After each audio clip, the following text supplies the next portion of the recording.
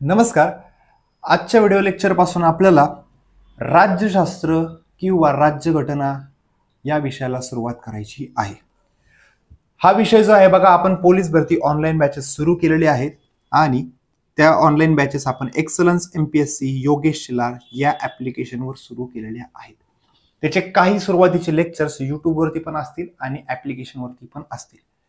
आजचा व्हिडिओ जो आहे घटना निर्मिती, पहिला टॉपिक, राज्यघटनेचा पहिला टॉपिक घटना निर्मिती हा आपल्याला बघायचा आहे. किती वेळाचा व्हिडिओ होणार आहे मला नाही माहिती, पण मोठा होणार आहे थोडासा हे पक्क आहे.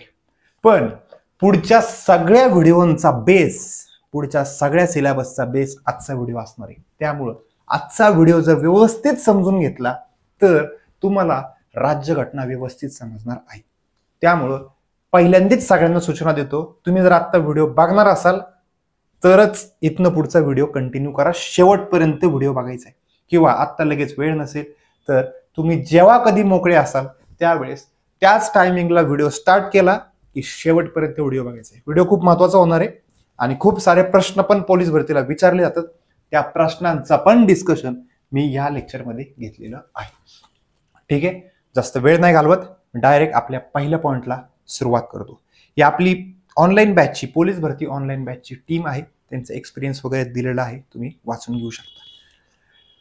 ठीक आहे, चला पहिला पॉइंट आजचा, पोलीस भरतीचा साधा सरळ सिंपल प्रश्न, संविधान म्हणजे काय?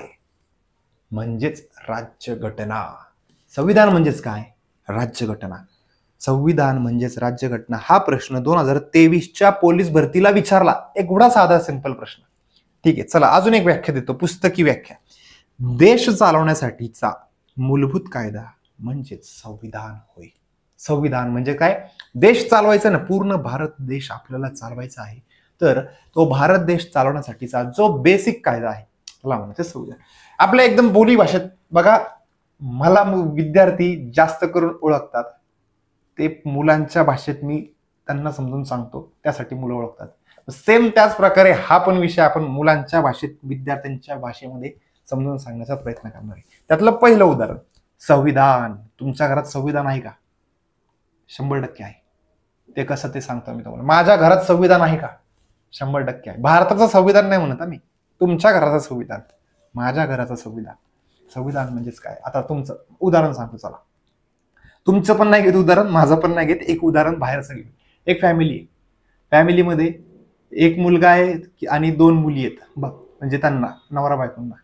आता घरात काही नियम असतील, सकाळी 5लाच उठायचं, मुलांनी रात्री 9च्या आत घरात यायचं, मुलींना अजून रिस्ट्रिक्शन, संध्याकाळी 7च्या आत घरात यायचं, शाळा 5ला सुटली की 5:30 पर्यंत घरात आलं पाहिजे. हे अशा प्रकारचे नियम आहेत. म्हणजे हे तुमच्या घरातले नियम झाले, बरोबर? म्हणजेच हे तुमच्या घरातलं संविधान झालं. समजला पॉइंट? तुमच्या घरातले नियम कोणी तयार केले?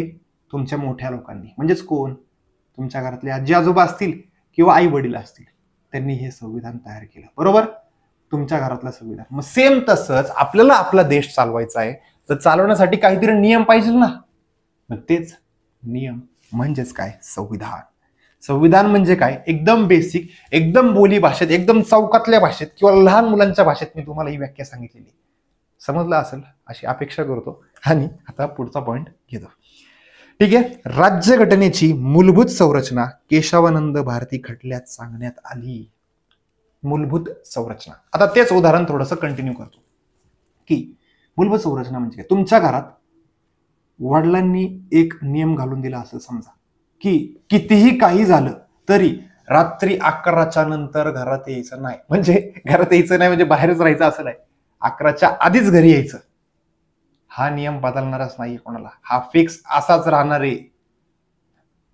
पहिली अट काय सांगितली होती आपण? 7 म्हटलं ना मी, मुलींना 7 पर्यंत ठीक आहे, मुलांना 9 पर्यंत ठीक आहे. पण कधी काळी बाहेर जर फिरायला गेलात तर लास्ट डेडलाईन तुमची किती आहे? 11ची.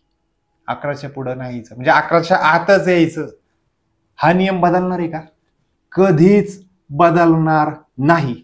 मग हाच न बदलणारा नियम म्हणजेच त्याला म्हणायचं मूलभूत संरचना. मूलभूत संरचना, न बदलणारा नियम, त्याच्यात बदलच होणार नाही.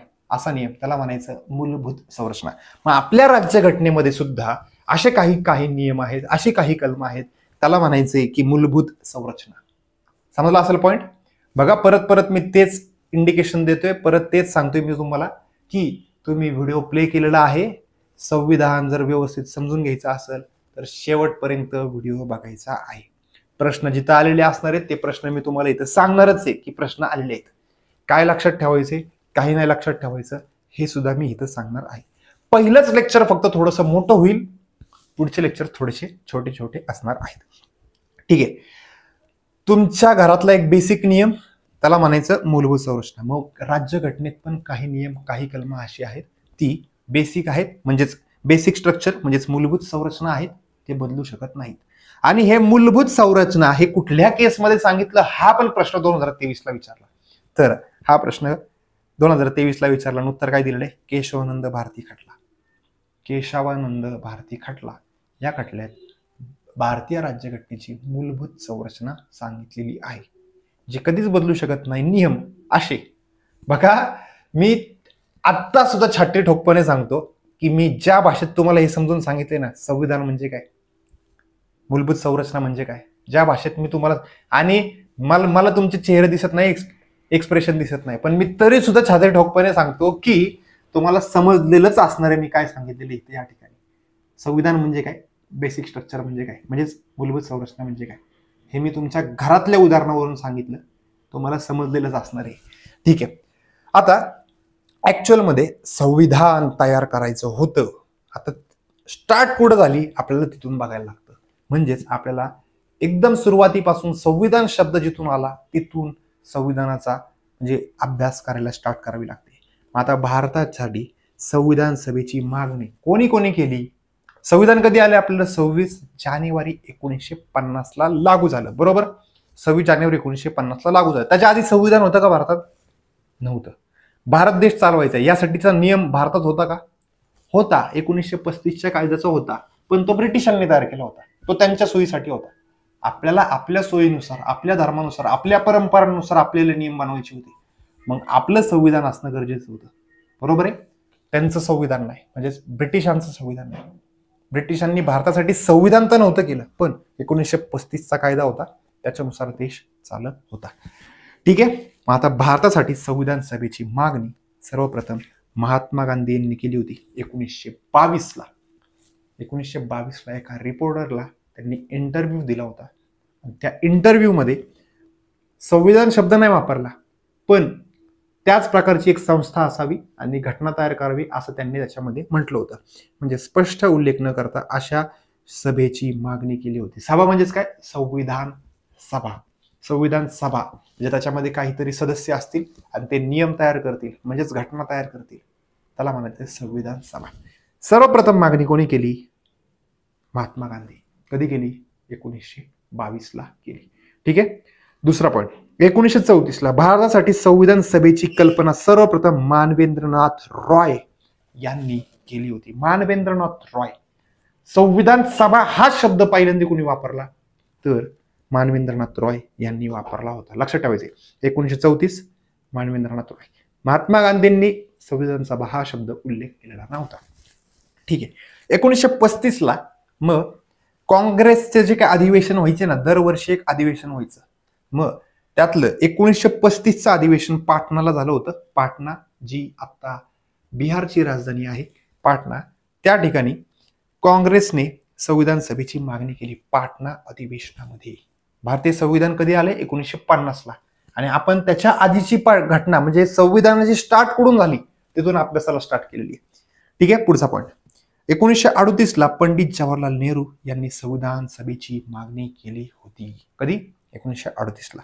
पुढं 1940 ला लॉर्ड लिनलिथगोने ऑगस्ट ऑफर केली होती. आणि ऑगस्ट ऑफर, आता बघा दुसरं महायुद्ध जे आहे ते 1939 ते 1945 झालं होतं. कधी? 1939 ते 1945. मग आता समजा माझा एक मित्र आहे ज्याच्याशी माझं थोडंसं वैर झालंय किंवा दुश्मनी, समजा भारत आणि ब्रिटिश दुश्मनच होते ना थोडक्यात, मग दुश्मनी, त्याच्याकडून मला काहीतरी काम करून घ्यायचंय, तर मी काय करणार? त्याला काहीतरी लॉलीपॉप दिल ना, समजा त्याच्याकडे घर नाही, तर मी त्याला काय म्हणतो, थांब तू माझं एक काम कर, मी तुला लगेच घर बांधून देतो. किंवा त्याच्याकडे गाडी नाहीये समजा, त्याला म्हणणार की तू माझं एक काम आहे तुझ्याकडे लय अर्जंट, तू ते काम कर, मी तुला लगेच गाडी घेऊन देतो. बरोबर, म्हणजे एक लॉलीपॉप दिला. लॉलीपॉप म्हणजे गाजर दिले थोडक्यात, आपल्या बोली भाषेत मराठी भाषेत गाजर दिले.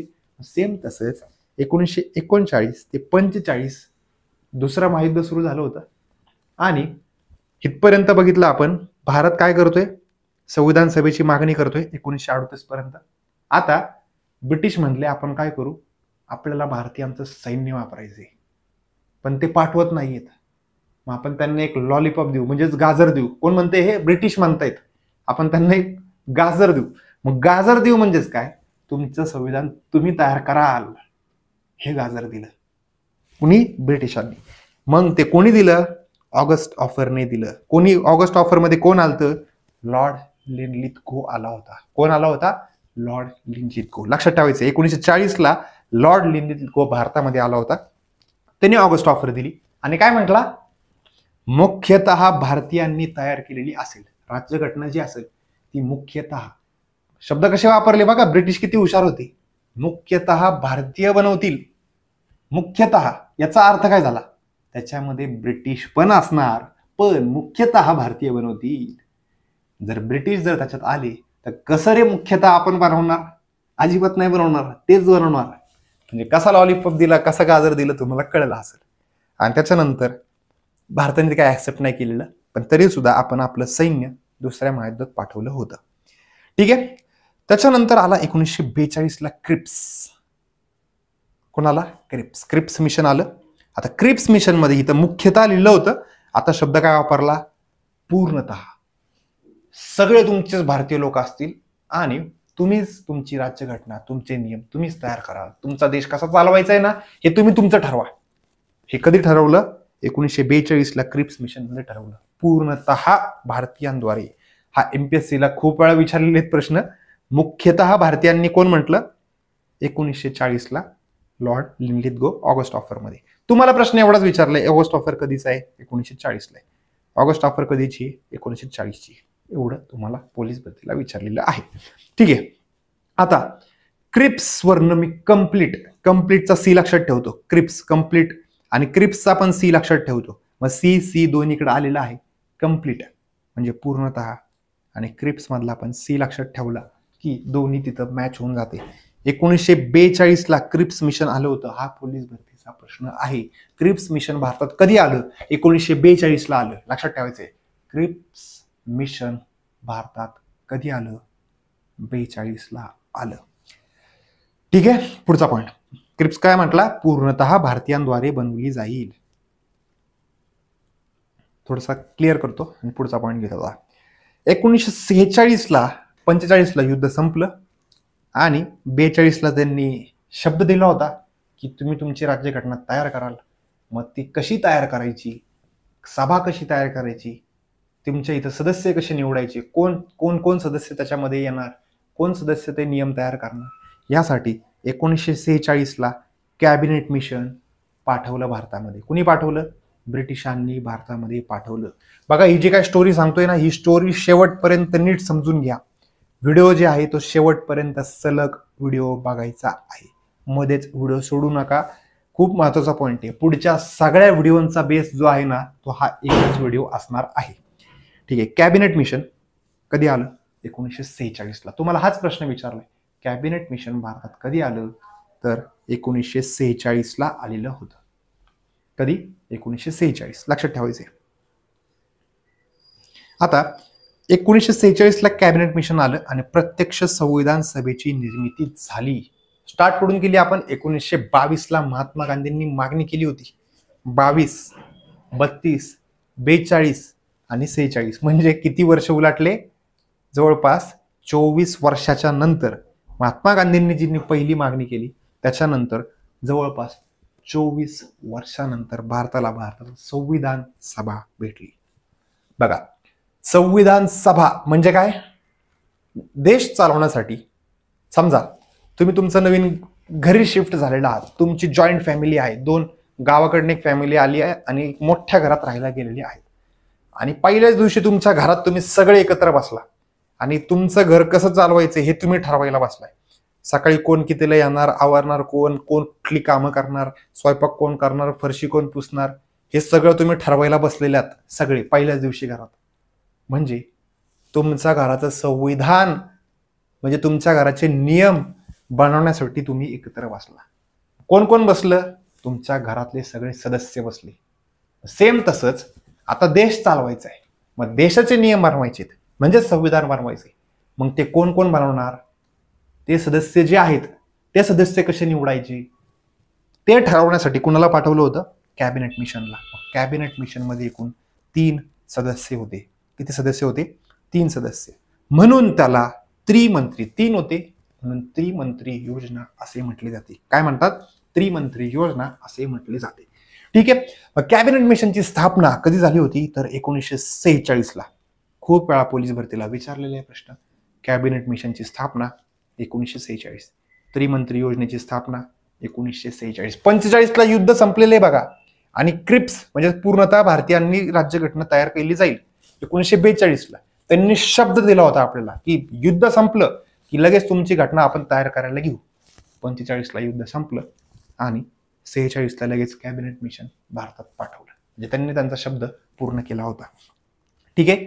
मग 3 सदस्य होते. मग 3 कुठले होते हे पण माहिती पाहिजे आपल्याला. मग कोण कोण होतं? ॲबी अलेक्झांडर, क्रिप्स जो 42ला ऑलरेडी येऊन गेला होता तोच परत पुन्हा आलेला आहे, आणि Pethick Lawrence. Sir Pethick Lawrence. MPSCला विचारलेली आहेत ह्या सदस्यांची नावं. पोलीस भरतीला अजून काही विचारलेली नाहीयेत. MPSCला विचारले, प्रश्न कॉपी पेस्ट होऊ शकतो. ठीक आहे. पुढचा पॉईंट. आता कार्य काय? कॅबिनेट सदस्याचं कॅबिनेट मिशनचं कार्य काय? संविधान सभेची निर्मिती करणे. म्हणजे तुमच्या घरात, नवीन घरात तुम्ही सगळे सदस्य नियम बनवण्यासाठी बसलात. ते सदस्य जे आहेत सेम तसंच देशासाठी संविधान बनवायचे, नियम बनवायचे. त्यासाठी संविधान सभा तयार करायची आणि त्या संविधान सभेत सदस्य बसणार सगळे.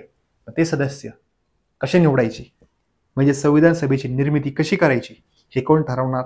कॅबिनेट मिशन ठरवणार. मग काय ठरवलं रे यांनी? 10 लाख लोकांमागं एक सदस्य असा निवडला. किती? 10 लाख लोकांमागं एक सदस्य निवडला आणि 389 सदस्य ठरवली. किती? 300. भारतीय शब्द मी 2 मिनिट मागं ठेवतो, थोडासा वेगळा शब्द वापरतो. हिंदुस्थान म्हटलं की त्याच्यात बांगलादेश पण आला, पाकिस्तान पण आला. हिंदुस्थानच्या संविधान सभेची सदस्य संख्या किती होती? 389. हिंदुस्थान म्हटलं आम्ही, त्याच्यात पाकिस्तान पण आला, बांगलादेश पण आला तेव्हाचा. आपण कुठल्या सालामध्ये? 1946 मध्ये. आणि पाकिस्तान कधी आलेलं आहे? 1947ला आलेलं. आता 389 सदस्य ठरवले. आता हे सदस्य जे आहे ते एक सदस्य 10 लाख लोकांमागं एक सदस्य ठरवला होता. कुणी ठरवला? या कॅबिनेट मिशनने ठरवला. कुणी ठरवलाय? कॅबिनेट मिशनने ठरवलेला आहे. लक्षात ठेवायचा पॉईंट हा. पुढं 10 लाख लोकसंख्या, मागं एक सदस्य आणि 389. 389 म्हणजे कोण? जे तुमच्या घरात बसणार 389 सदस्य.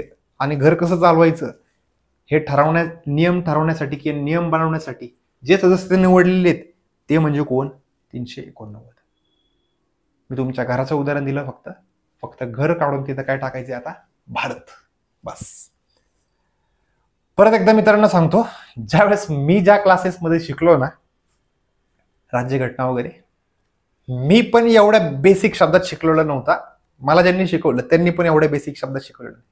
हे म्हणजे इकडून तिकडून वाचलेलं, इकडून तिकडून ऐकलेलं, वेगवेगळी पुस्तकं वाचलेली आहेत, त्या सगळ्याचं नॉलेज जे आहे ते सगळं एकत्र करून ह्या लेक्चरमधनं तुमच्यापर्यंत मी पोहोचवत आहे. त्यामुळं हे लेक्चर लाईटली घेऊ नका. 2015 पासून अभ्यास करतोय बघा मी.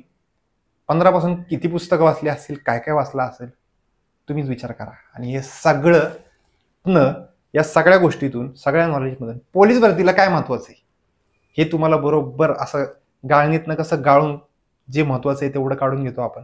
सेम त्याच प्रकारचं तेच नॉलेज मी तुमच्यापर्यंत पोहोचवण्याचा प्रयत्न करत आहे.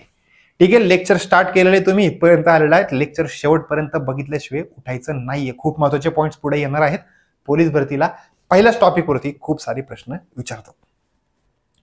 ठीक आहे. पुढचा पॉईंट. यानुसार 1946ला संविधान सभेच्या निवडणुका झाल्या. निवडणुका म्हणजेच कुठल्या? या 389 सदस्य बघा आणायचे होते ना, नियम तयार करायचे होते भारताचे, म्हणजेच घटना तयार करायची होती, म्हणजेच संविधान तयार करायचं होतं, त्यासाठी 389 सदस्य आणायचे होते. मग त्यासाठी निवडणुका झाल्या. कधी झाल्या? 1946ला झाल्या. प्रश्न विचारलेले आहेत तुम्हाला पोलीस भरतीला. कॅबिनेट मिशन कधी आलं? 1946ला आलं. त्रिमंत्री योजना कधी आली? 1946ला आली. भारताच्या संविधान सभेची सदस्य संख्या किती होती? 389 होती. एक सदस्य किती लाख लोकसंख्येमागे आला होता? तर 10 लाख लोकसंख्येमागे आला होता. हे प्रश्न विचारलेले आहेत. ठीक आहे. आता संविधान सभेच्या निवडणुका पार पडल्या. सदस्य संख्या किती ठरवली? 389. हे आपण साल काय बघतोय? 1946. कधी बघतोय? 1946. आता हे 1946ला आपण 389 सदस्य ठरवले होते. त्यावेळेस 562 किती? 562 राजे होते आपल्या भारतामध्ये. म्हणजेच याचा अर्थ 562 बारके बारके बारके बारके देश होते आपल्या भारतात. म्हणजे जसं की जम्मू काश्मीरचं राज्य, निजामाचं राज्य, कच्छचं राज्य, अजमेरचं राज्य, म्हैसूरचं राज्य, असे राजे बारके बारके किती होते? 562. प्लस म्हटलं मी बॉम्बे प्रांत, कोलकाता प्रांत, दिल्ली प्रांत, असे ब्रिटिशांचे टोटल 11 प्रांत होते. हे ब्रिटिशांचे 11 प्रांत, जे ब्रिटिशांचं राज्य 1946ला या 11 प्रांतांवरती होतं. आणि राजे महाराजांना थोडंसं फार सवलती दिलेल्या होत्या त्या ठिकाणी त्यांनी. म्हणजे 562 देश आपल्या भारतात होते आणि हे ब्रिटिशांचे 11 प्रांत. असे टोटल किती झाले? आकडा वगैरे विचारणार नाही तुम्हाला, फक्त मी तुमच्या माहितीसाठी किंवा एक्सप्लेनेशनसाठी किंवा समजण्यासाठी सांगतोय. आता या सगळ्यामधून म्हणजे 562 + 11 यांच्यामधून सगळ्यातून किती सदस्य येणार होते? 389 सदस्य येणार होते. आणि या 562 जे आहेत ना, या 562 पैकी 93 सदस्य जे आहेत ते कुणाचे होते? संस्थानिकांचे होते. म्हणजेच कुणाचे? राजे महाराजांचे होते. 562 जे आहेत ना हे संस्थानिक म्हणजेच राजे महाराजे, त्या सगळ्यांचं प्रतिनिधित्व करण्यासाठी एकूण किती सदस्यांना पाठवलं होतं? 93 सदस्यांना पाठवलं होतं. आणि हे जे 11 होते ना ब्रिटिशांचे प्रांत, या 11 पैकी हे 11 जे आहेत हे कुठं आले होते? 296 मध्ये आले होते. म्हणजे 11चा एरिया जास्त होता, तर लोकसंख्या जास्त होती, म्हणून तिथं तुम्हाला आकडा 296 जास्त दिसतोय. मग 296 मध्ये पण 4 ब्रिटिश कमिशनरांचे प्रांत होते. बघा, 4 ब्रिटिश कमिशनर. मी आत्ता बसल्याच लेक्चर सुरू करण्याच्या अगोदर मी एक ट्रिक बनवली होती. हे लक्षात कसं ठेवायचं? ABCD लक्षात ठेवायचं. A for Ajmer, B for इथं बघा दिलेले दिल्ली, अजमेर, कुर्ग, बलुचिस्तान. माझं पाठ झालेले ते दिल्ली, अजमेर, कुर्ग, बलुचिस्तान. आता हे तुम्हाला लक्षात ठेवण्यासाठी मी ट्रिक बनवली ABCD. आता B ला इथं कोण दिसते?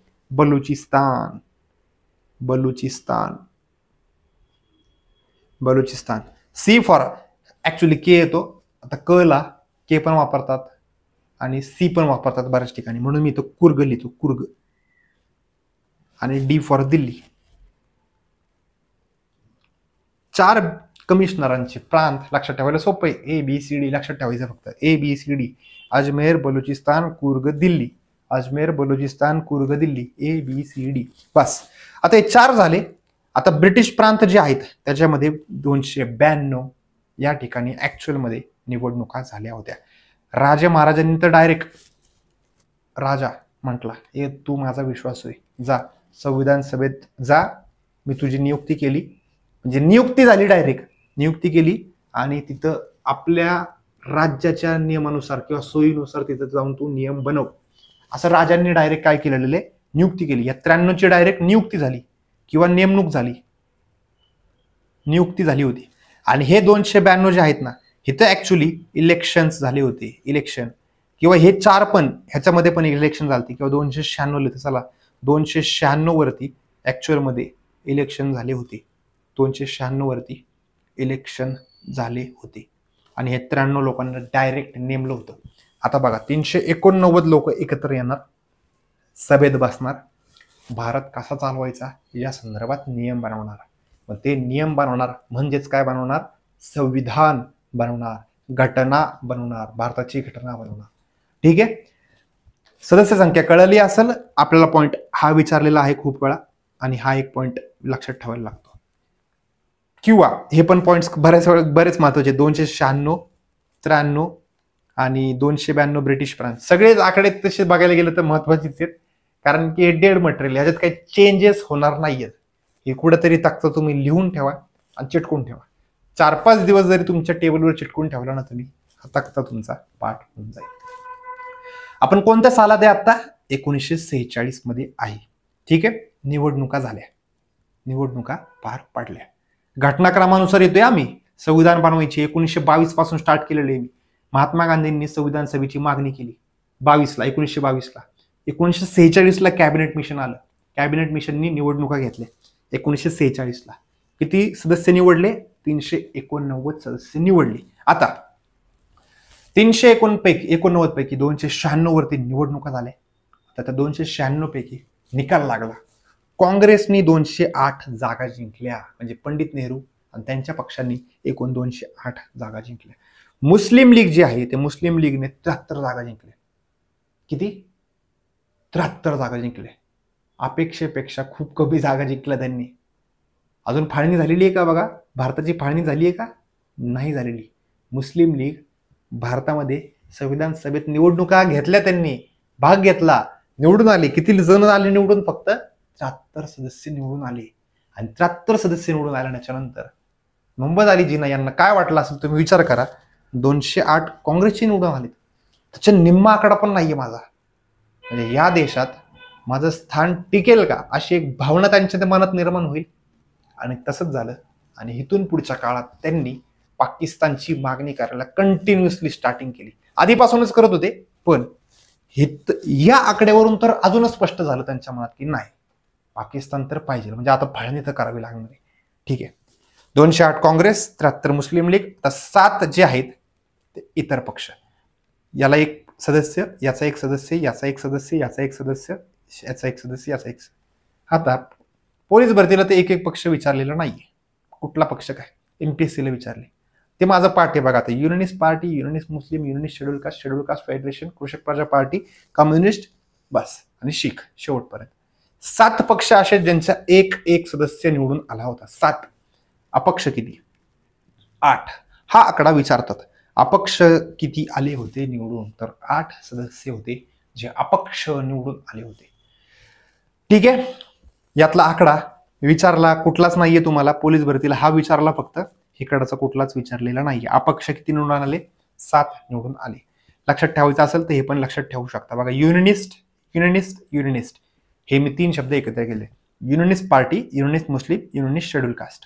आता शेड्यूल कास्टला एंड केला म्हणून मी इथे स्टार्ट त्यांनी केलं. शेड्यूल कास्ट फेडरेशन, शीख, कम्युनिस्ट, कृषक प्रजा पार्टी. 7 पक्ष असे होते ज्यांचा एक एक सदस्य निवडून आलेला होता. ठीक आहे, अजून सुद्धा फाळणी झालेली नाहीये मित्रांनो. बघा मी काय म्हणतोय, भारत 1946 मध्येच आपण ठेवलेला आहे. फाळणी कधी झालेली आहे? 1947ला. आपल्याला अजून तिथपर्यंत यायचंय. ही स्टोरी खूप महत्वाची आहे. स्टोरीनुसारच घटना, राज्यघटना पण सांगते मी तुम्हाला आणि सोबत हिस्ट्री पण थोडीफार सांगतोय. आता घटना समिती 389 सदस्य निवडले होते. आता 389 सदस्य एकत्र येणार. आता ते येत असताना 9 डिसेंबर 1946ला पहिली बैठक कुठे पार पडली? दिल्लीला पार पडली. हा प्रश्न 2023ला पोलीस भरतीला विचारलाय. कुठं पार पडली? दिल्लीला पार पडली. सदस्य किती निवडून आले होते? 389 सदस्य निवडून आले होते. आणि हजर किती राहिले? फक्त 211 हजर राहिले. किती राहिले? 11 हजर, 211. मी काय म्हटलं तुम्हाला? मुस्लिम लीग म्हणजेच मोहम्मद अली जिना यांचे 73 सदस्य निवडून आले होते. त्यांच्या मनात अशी दुय्यम भावना निर्माण झाली असेल. त्यांना काँग्रेस सोबत काम करायला आवडायचं नाही बरं का. ते काँग्रेसच्या आधी सोबत होते काँग्रेस बरोबर, पण नंतर शेवटच्या टप्प्यात जसं ब्रिटिशांनी फूट पाडली दोघांमध्ये, त्यावेळेस पासून ते काँग्रेस सोबत काम करायचे नाही. काँग्रेस सोबत काम करायचं म्हटलं तर मी वरचढ दिसलो पाहिजे असं त्यांच्या मनात असायचं. सोबत नाही पाहिजे किंवा मी खाली दिसलो नाही पाहिजे, मी दिसलो तर वरती दिसलो पाहिजे, अशी भावना त्यांच्यात होती. मग आता इथं काँग्रेसचे 208 सदस्य निवडून येत आहेत. मुस्लिम लीग म्हणजेच मोहम्मद अली जिना यांचे 73 सदस्य निवडून येत आहेत, ते हजर राहतील का इथं? नाही. सगळ्यांना सांगितलं, कुणीच जायचं नाही. जर गेला तर बघा, हे आता मी माझी भाषा वापरली थोडीशी, तर असं काय बोलले का नाही बोलले असा घटनेत किंवा इतिहासात संदर्भ मला तरी नाही सापडला, पण हे 73 सदस्य हजर नव्हते. लक्षात ठेवायचे, 73 मधला एक पण सदस्य इथं आला नव्हता. कुठं? नियम बनवायचेत ना भारताचे, मग त्यासाठी पहिली सभा भरली. कधी भरली? 9 डिसेंबर 1946 ला. कुठं भरली? दिल्लीला. यायला पाहिजे होते 389. किती आले? 211 आले. किती आले? 211. ठीक आहे, सभा भरली. आपल्या घरात सभा भरली. आता समजा मगच उदाहरण कंटिन्यू करू. अध्यक्षस्थानी कोण बसणार समोर खुर्चीत? आजोबा बसतील. जर कमवत असतील, पेन्शन वगैरे येत असेल किंवा वजनदार असेल, त्यांचं वजन म्हणजे वजन मोठं नाही, त्यांचा दरारा असेल घरात, तर ते खुर्चीत बसतील. ते नियम ठरवतील. बरोबर? आणि काही ठिकाणी असं होतं की मुलगा जास्त कमवत असतो, मग त्याचं सगळ्यांना ऐकायला लागतं. मुलगा म्हणजेच आजोबांचा मुलगा, म्हणजे आपले वडील वगैरे कोण असतील ते, मग ते खुर्चीत बसतील. ते नियम ठरवते. बरोबर का नाही? खुर्चीत कोण बसणार, नियम कोण ठरवणार, हे घरातल्या नियमाचं उदाहरण सांगितलं. सेम तसंच पहिली बैठक 9 डिसेंबर 1946 ला झाली आणि त्या सभेमध्ये पहिलं अध्यक्षस्थानी बसवलं सच्चिदानंद सिन्हा. नियम बनवायचे. तुम्ही वयानुसार थोडेसे मोठे आहेत, एक काम करा, तुम्ही समोर जाऊन बसा, अध्यक्षाचं स्थान ग्रहण करा. निवड वगैरे नाही केली. निवड म्हणजेच मतदान वगैरे नाही केलेलं या ठिकाणी, डायरेक्ट जाऊन बसवलेले. त्यांचं वयाचा मान राखून, वय मोठं होतं, तुम्ही बसा साहेब चला. कोणाला पाठवलं? सच्चिदानंद सिन्हा यांना अध्यक्ष स्थानावरती पाठवलं. हंगामी अध्यक्ष होते ते. काय? हंगामी. पोलीस भरतीला खूप आवडीचा प्रश्न आहे, पाठच झाला पाहिजे. संविधान सभेचे हंगामी अध्यक्ष कोण? सच्चिदानंद सिन्हा. कोण? सच्चिदानंद सिन्हा. आता मी तुम्हाला एक लिंक करून देतो.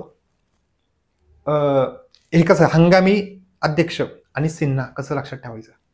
शत्रुघ्न सिन्हा यांची मुलगी, मला तिचं नाव आठवत नाही ऍक्च्युली, पण तिचं पण आडनाव सिन्हाच आहे ना. शत्रुघ्न सिन्हा, ती दबंग 2 पिक्चर मधली थप्पड से डर नहीं लगता सा प्यार से लगता है, आठवलं असेल कोण? तर ती जी हिरोईन आहे ती काही काळासाठीच बॉलिवूडमध्ये होती. आता तिची पिक्चर आहेत का?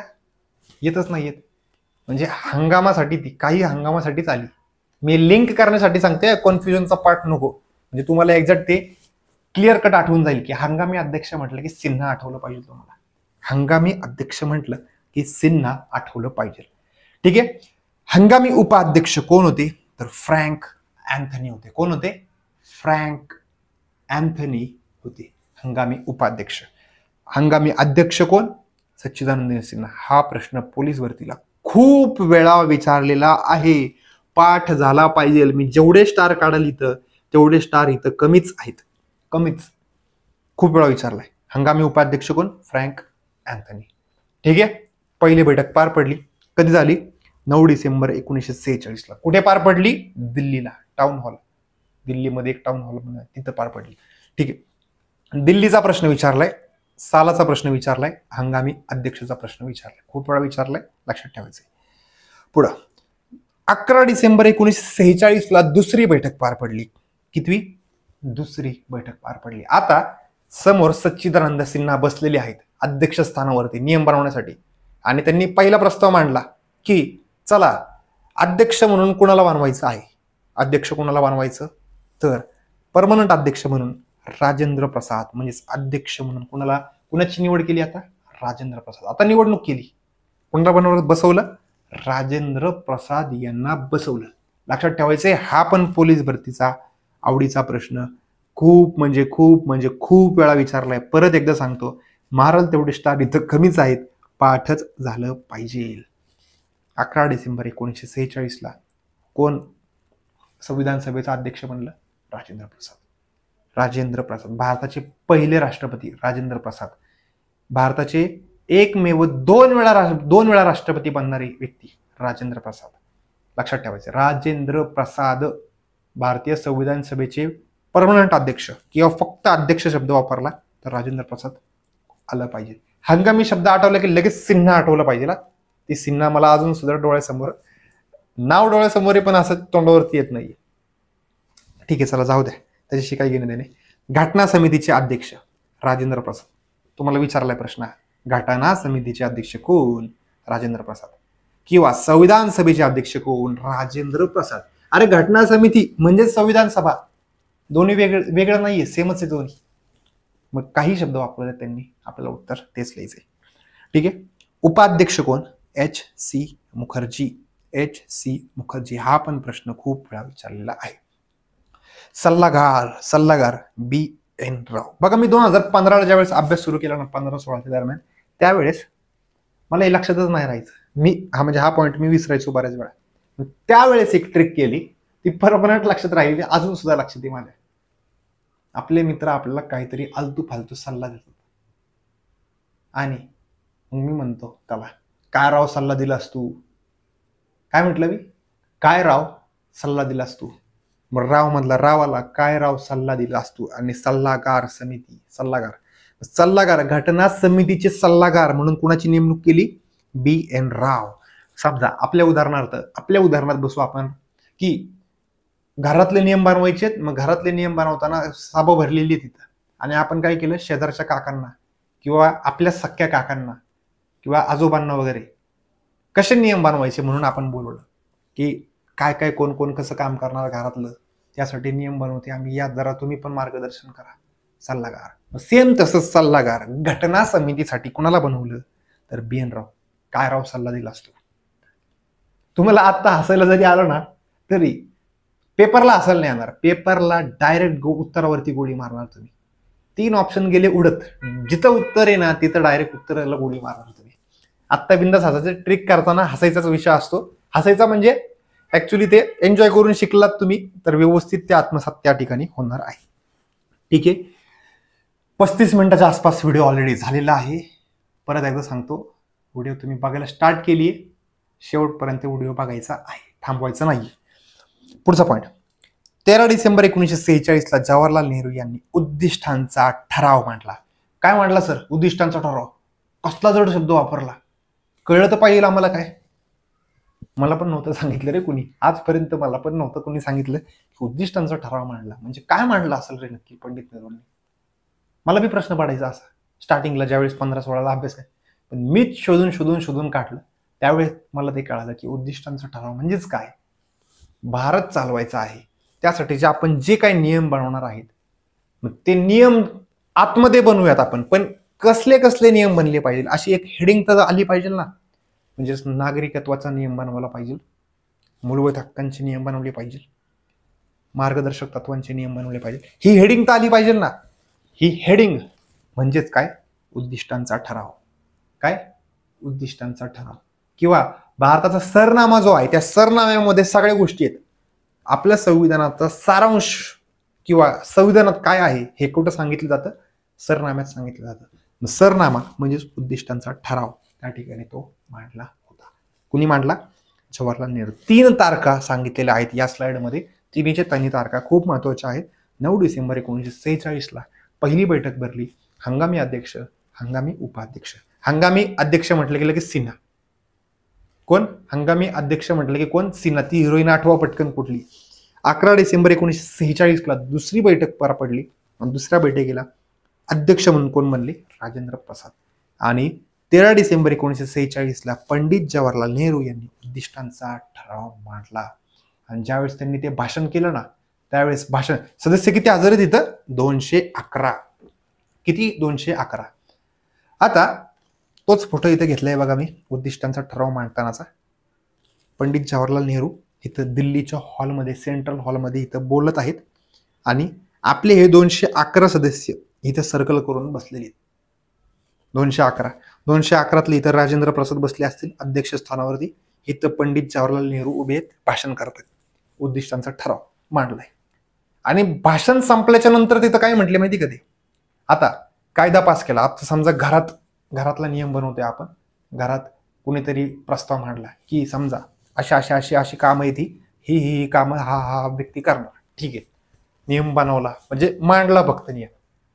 मी जर म्हटलं चला नाही सर मला काका किंवा वडील किंवा कोण बनवत असेल, नाही मला आक्षेप आहे, हे काम मी का करू? म्हणजे चर्चा चालली का इथं?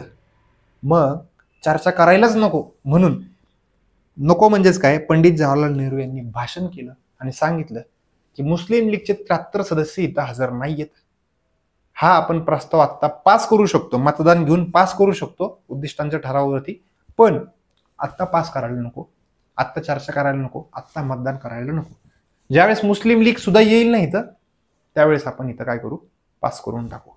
मग 13 डिसेंबरला मांडला, पण मुस्लिम लीग काय शेवटपर्यंत आलीच नाही. मग शेवटी वैतागून 22 जानेवारी 1947ला हा उद्दिष्टांचा ठराव पास केला, म्हणजे त्याच्यावरती मतदान घेतलं आणि तो उद्दिष्टांचा ठराव पास करून टाकला. लक्षात ठेवायचे, 22 जानेवारी 1947, मांडलाय 46 मध्ये, कधी 13 डिसेंबर 1946ला, आणि 22 जानेवारी 1947ला तो पास केला. तो ऍक्च्युली 13 डिसेंबरला पण पास झाला असता, पण मुस्लिम लीगचे सदस्य नव्हते, त्यामुळे पंडित नेहरू म्हटले होते की आपण काय करू, ज्यावेळेस ते येतील ना सगळे त्यावेळेस आपण पास करू. त्यांना असं त्या भाषणातून आपण भारत सगळं एक आहे, एकता आहे, अखंडता आहे असं दाखवायचं असेल कदाचित, त्यामुळे त्यांनी तसं म्हटलं असेल. पण ते मुस्लिम लीगवाले सगळे आकडू, त्यामुळे त्यांच्यातलं कोणच आलं नाही मुस्लिम लीग मधलं, जे मोहम्मद अली जिना, ते आलेच नाही संविधान सभेत शेवटपर्यंत. ठीक आहे. ज्यावेळेस फाळणी झाली ना ऍक्च्युली, त्याच वेळेस फक्त भारताच्या क्षेत्रातले जे कोण होते ना तेवढे फक्त सदस्य फाळणीच्या नंतर आले होते. तोपर्यंत पाकिस्तानच्या संदर्भात जेवढे कोण सदस्य होते ते तर कधीच झाले नाही. ठीक आहे. हा फोटो मी तोच घेतलेला आहे, कुठलाही ओबडधोबड आलतू फालतूचा फोटोही मी इथे टाकलेला नाही. उद्दिष्टांचा ठराव मांडताना जो फोटो काढला होता तर ऍक्च्युअल मध्ये पंडित नेहरू उपस्थित आहेत. 211 सदस्य म्हटलं ना मी, म्हणजे इथं 209 सदस्य इथं बसलेले असतील ह्या बेंचेसवरती. 209 का म्हटलं सर, 211 म्हणते ना, अरे 210 इथं असेल आणि राजेंद्र प्रसाद बसलेत ना इथं, 211. असे 211 सदस्य पहिल्या सभेला हजर होते. ठीक आहे. पुढे जाऊयात आपण आता. यानंतर आता मुस्लिम लीग मी शेवटपर्यंत मी उल्लेख करत आलेलो की फाळणी होणार आहे. आता फाळणी होणार आहे. फाळणी झालेली आहे का अजून नाही, म्हणजे माझ्या स्टोरीमध्ये झालेली आहे का अजून नाही. आता मुस्लिम लीगने जोर धरला की आम्हाला स्वतंत्र भारत पाहिजे, मग भारत नाही पाकिस्तान पाहिजे. मग यानंतर भारताची फाळणी झाली आणि भारत आणि पाकिस्तान असे 2 देश तयार झाले. लक्षात ठेवायचे, 2 देश तयार झाले, भारत आणि पाकिस्तान असे 2 देश तयार झाले. मग आता संविधान सभेत पण बदल होणार ना थोडा, कारण की पाकिस्तानचा जो एरिया आहे त्या साईडचा आणि बांगलादेशचा जो एरिया तो पण पाकिस्तानच होता आधी, तिथून पण सदस्य निवडून आलेले आहेत ना, त्यांचे सदस्य त्यांच्या संविधान सभेत जातील, आपले सदस्य आपल्या संविधान सभेत येतील. मग 389 जी सदस्य संख्या होती ती त्याच्यामध्ये बदल होईल ना काहीतरी, कारण की कमी होणार, त्यांचे सदस्य तिकडे जर गेले तर इथं बदल होणार. मग तोच बदल झाला पहिला. दुसरा, संविधान सभा पूर्ण सार्वभौम बनली. सार्वभौम म्हणजेच काय, सभा घ्यायची, कायदा पास करायचा आहे, त्यावेळेस ब्रिटिशांची पूर्व परवानगी घ्यावी लागायची आपल्याला. काय, ब्रिटिशांची पूर्व परवानगी घ्यावी लागायची, म्हणजे आपण सार्वभौम नव्हतो. पण ज्यावेळेस फाळणी झाली, भारतीय स्वातंत्र्याचा कायदा पास झाला, त्याच्यानंतर संविधान सभा पूर्ण सार्वभौम बनली, म्हणजे आपण आपले मालक झालो, आपण कधी पण बैठक बोलू शकतो, कधी पण कुठला पण कायदा पास करू शकतो, सार्वभौम झालो. ठीक आहे. दुसरा, संविधान सभा हीच कायदे मंडळ झालं. संविधान सभा कशासाठी बोलवली होती आपण, फक्त भारत कसा चालणार यासाठी नियम बनवायचे, म्हणजेच घटना तयार करायची, म्हणजेच राज्य घटना तयार करायची, त्यासाठी आपण संविधान सभा बोलवली होती, बरोबर. पण त्याच संविधान सभेला कायदे करण्याचे पण अधिकार दिले. कायदे करणं म्हणजेच काय, हुंडा प्रतिबंध कायदा 1961, IPC 1960 किंवा CRPC 1872, हे काय आहेत, कायदे आहेत. कौटुंबिक हिंसाचारापासून महिलांचे संरक्षण 2005, हे काय आहेत, कायदे आहेत. मग कायदे करण्याचा अधिकार सुद्धा संविधान सभेला दिला, कायदे पण करायचा अधिकार दिला. आता 2 कायदे काम आहेत संविधान सभेकडे, कायदे पण करायचे आणि दुसरा पॉइंट काय, संविधान पण तयार करायचे, म्हणजेच घटना आपण तयार करायची. 2 काम आहेत. आणि तिसरा पॉइंट, संविधान सभेची सदस्य संख्येत पुढील प्रमाणे बदल झाले. पुढील प्रमाणे म्हणजेच काय, 389 होते, 389 वरून 299 सदस्य आपल्या भारतात आले, बाकीचे सदस्य पाकिस्तानमध्ये गेले. ठीक आहे. मला 299 कसे झाले थोडंसं डिटेल सांगतो. इथं आपण 389 सांगितलं होतं, आणि संस्थानिक 1946चा पॉईंट सांगतोय मी तुम्हाला. 1946 389 सदस्य 1946ला होते. त्यातले 93 सदस्य जे होते राजे महाराजे लोक जे होते त्यांचे संस्थानिकांचे. आता या 93 पैकी 70 भारतात आले, मी भगवा रंग दाखवलाय भारतात, आणि 23 सदस्य पाकिस्तानमध्ये गेले, बरोबर, संस्थानिकांचे. आता या 296 आहेत ना, त्यातले 4 जे ब्रिटिश कमिशनरांचे प्रांत होते त्याला ABCD लक्षात ठेवा म्हटलं मी. A for Ajmer, B for Balochistan, C for Coorg आणि D फॉर दिल्ली. ठीक आहे, असं लक्षात ठेवा म्हटलं होतं मी. या 4 पैकी एक प्रांत जो आहे म्हणजे बलुचिस्तान पाकिस्तानमध्ये गेला, 3 जण भारतात आले, म्हणजे अजमेर भारतात आला, कुर्ग भारतात आला, दिल्ली भारतात आला. लोड घेऊ नका तुम्ही, बिंदास समजून घ्या फक्त. आता लोड म्हणजेच काय, सरली माहिती सांगतायत, काय काय लक्षात ठेवायचं. अरे हे फक्त समजण्यासाठी सांगतोय, जिथं प्रश्न आलेले आहेत ते मी सांगणारच आहे. आणि रिव्हिजनच्या व्हिडिओत मी एक्सप्लेनेशन नाही करणार. तिथं मी फक्त पोलीस भरतीला काय प्रश्न विचारले जाऊ शकतात त्यांचीच रिव्हिजन मी तिथे घेत असतो, स्पष्टीकरण मी तिथं करणार नाही. त्यामुळं आत्ता या स्पष्टीकरणाच्या व्हिडिओमध्ये व्यवस्थित शांतपणे टेकून बसा आणि लेक्चर शेवटपर्यंत ऐकून घ्या. बस ऐकायचं काम करा. ठीक आहे. आता हे 2 ब्रिटिश प्रांतांना आपण 1946ला किती सांगितले होते, 292 सांगितले होते. आता या 292 पैकी 66 पाकिस्तानमध्ये गेले आणि 226 भारतात आले. आता भारताचे बघा, हे मी 3 कुठले घेतले, हे बलुचिस्तानवाले म्हणजे बलुचिस्तान गेला, दिल्ली अजमेर कुर्ग वाले 3 घेतले. 226 कुठले घेतले, ब्रिटिश प्रांतवाले 226 घेतले. 70 कुठले घेतले, संस्थानिकांचे घेतले. म्हणजे भारताच्या संविधान सभेची सदस्य संख्या 15 ऑगस्ट 1947ला भारत स्वतंत्र झाला त्यावेळेस किती झाली, 299 झाली. किती झाली, 299. लक्षात ठेवायचे. मूळतः 1946ला किती होती, 389 होती. आता किती सदस्य संख्या झाली, 299 झाली. पाकिस्तानची सदस्य संख्या 90 झाली. ऍक्च्युली इथनं या डिवायडेशन नुसार जर बघितलं तर 90 दिसते, पण त्यांनी त्याच्यानंतर 6 सदस्य वाढवले होते, त्यामुळं त्यांच्या संविधान सभेत 96 सदस्य होते. हे त्यांनी नंतर 6 वाढवले होते. हे 90 तर गेलेच, प्लस 6 त्यांनी त्याच्यात ऍड केले होते. हे काय विचारणार नाहीयेत, हे मात्र विचारलं आहे आणि विचारतात. 299 भारतीय संविधान सभेची सदस्य संख्या फाळणीच्या नंतर किती झाली, 299 इतकी झाली. लक्षात ठेवायची. ठीक आहे, पुढचा पॉईंट बघूयात आता आपण. फाळणी झाली, सदस्य संख्या कमी झाली, 389 वरनं किती आले, 299 पर्यंत आली. आता पुढं मे 1949 मध्ये आता संविधान सभेचं काम चालू झालं. 299 सदस्य आता बसायला लागलेले. तो मागचा हॉल दाखवला ना मी, त्या टाउन हॉल, दिल्ली मधला जो हॉल आहे, संविधान हॉल म्हणतात किंवा टाउन हॉल म्हणतात किंवा सेंट्रल हॉल म्हणतात, त्या ठिकाणी ते बसलेले 299 सदस्य. आता ते संविधान बनवायच्या कामात व्यस्त आहेत किंवा भारत कसा चालवायचा याचे नियम बनवण्यात व्यस्त आहे, म्हणजेच घटना बनवण्यात व्यस्त आहे. त्याचसोबत त्यांनी काय काय काम केली ते आता बघायचे आपल्याला. मे 1949ला घटना समितीने, म्हणजेच कुणी, त्या 299 सदस्यांनी राष्ट्रकुल सदस्यत्वाला मान्यता दिली. भारत राष्ट्रकुलचा सदस्य बनला. राष्ट्रकुल म्हणजे कॉमनवेल्थ, ब्रिटिशांनी ज्या ज्या देशांवरती राज्य केलं त्यांचा एक संघ स्थापन केलाय आणि त्या संघाला म्हणतात राष्ट्रकुल म्हणजेच कॉमनवेल्थ. कॉमनवेल्थचा सदस्य भारत कधी झाला, 1949ला झाला. ठीक आहे. दुसरा पॉईंट, 22 जुलै 1947ला घटना समितीने राष्ट्रीय ध्वज स्वीकारला. राष्ट्रीय ध्वज म्हणजे तिरंगा, बरोबर ना, राष्ट्रीय ध्वज म्हणजे तिरंगा.